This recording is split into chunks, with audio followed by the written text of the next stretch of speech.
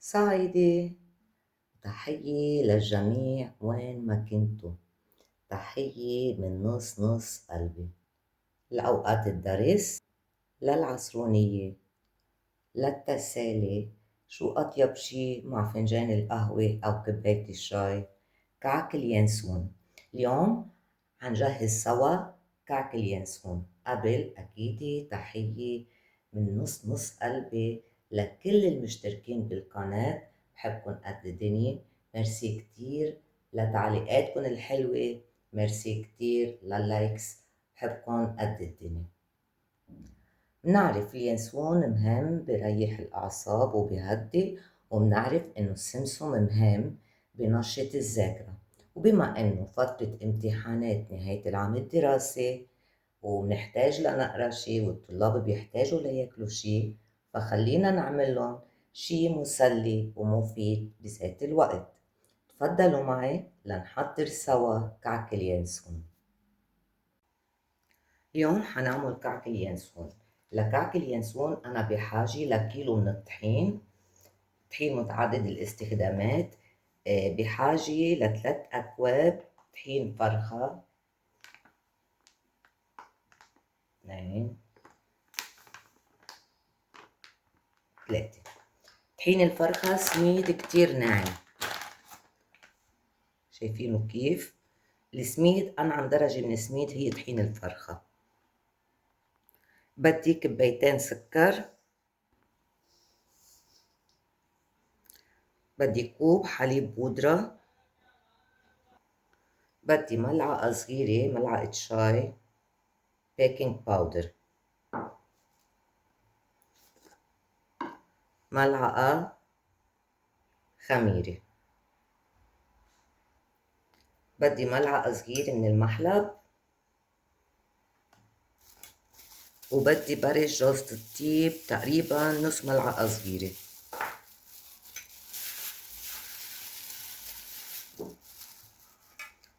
أنا ببرش المعودين علي.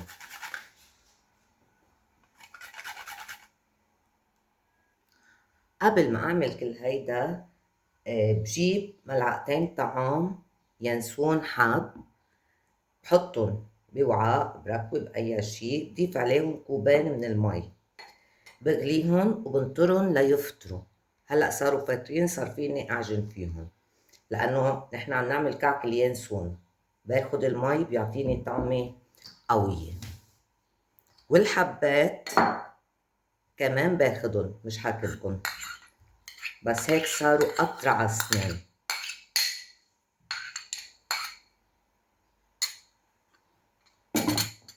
هلأ بخلط النواشف سوا.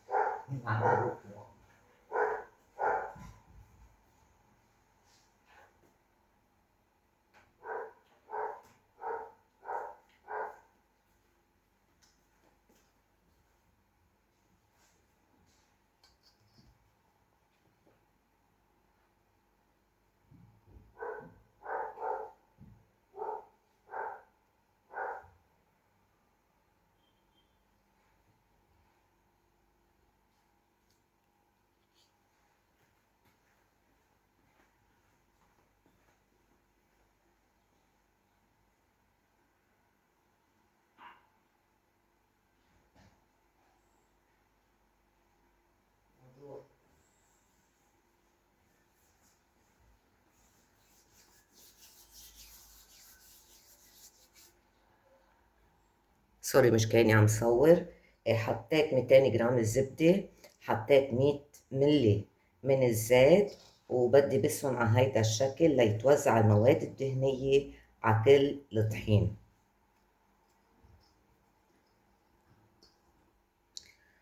هلا صاروا مثل الرمل، بنسميهم رملين. وزعنا المواد الدهنية على كل الطحينات، على كل المواد الجافة اللي عنا هي، وأكيد حنزل المقادير بصندوق الوصف. بلش اعجن بمية اليانسون. العجن هون مش عجن خبز، بدي لم. أنا عندي كوبين، لشوف قديش بدها تاخد معي سائل.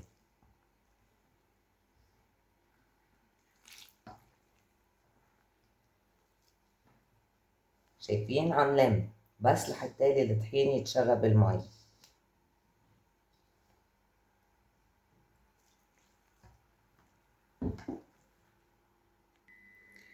هيدي عجينتي خلصت، اخدت معي كبايتين مية اليانسون. عم تدبق ما بيأثر، هيك بدي هي. لا اعمل لها فحص.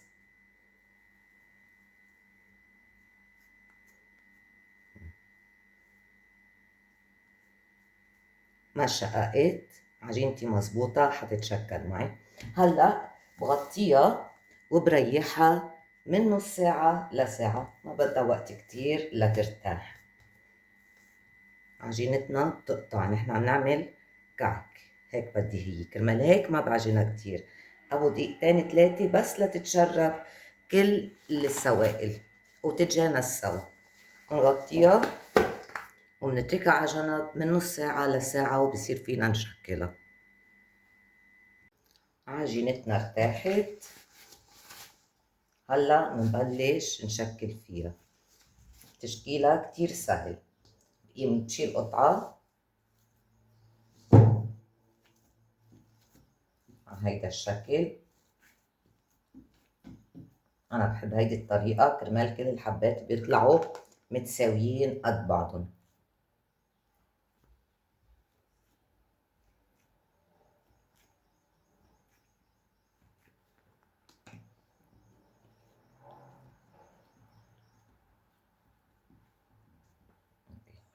هون عندي سمسم، السمسم اللي عندي اياه ني، فينا نستعمل سمسم محمص ني اللي بدنا اياه. أول شي ببرمها على هيدا الشكل، برمتها.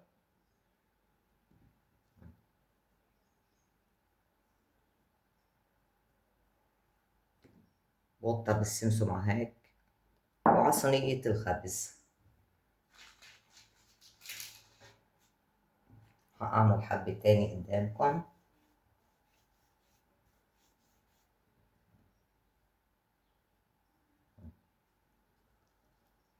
شايفين ما بتاخد شي.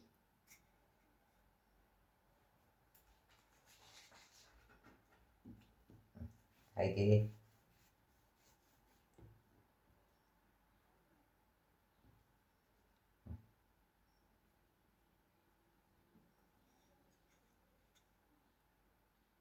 لأنها بتدبق فبيلزق دغري السمسم عليها، بدوش معاملة. حكملن على هيدا الشكل. فيني كمان ضيف شوية سمسم على السطح عندي وأبرمن.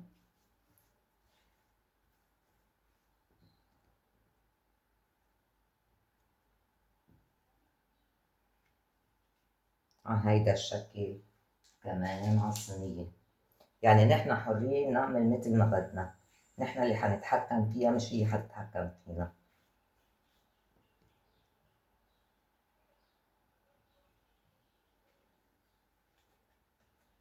وبكمل.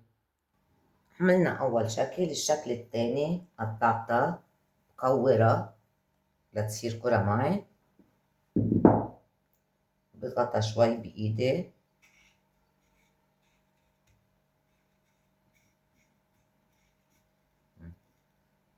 وعلى الصينية. بعمل واحدة تانية مكورة على هيدا الشكل، على السمسم بضغطها. هلا بدكم من الجهتين سمسم بتحطوا من الجهتين، بدكم من جهة واحدة بس بنترك من جهة واحدة سمسم. وبكملهم على هيدا الشكل. وهيدي الكمية النهائية. هلا بدنا نباشر بالخبز. بشغل الفرن على درجة حرارة 180 من أعلى وأسفل. بعد ما يحمى الفرن أول صينية خلصتها هي بحطها بالفرن وبراقب لتاخد لون وتستوي. إذا الفرن عنا ما بيشغل من الأعلى والأسفل بذات الوقت، بشغل من أسفل بعدين برجع بشغل من أعلى لتاخد اللون اللي بدي إياه.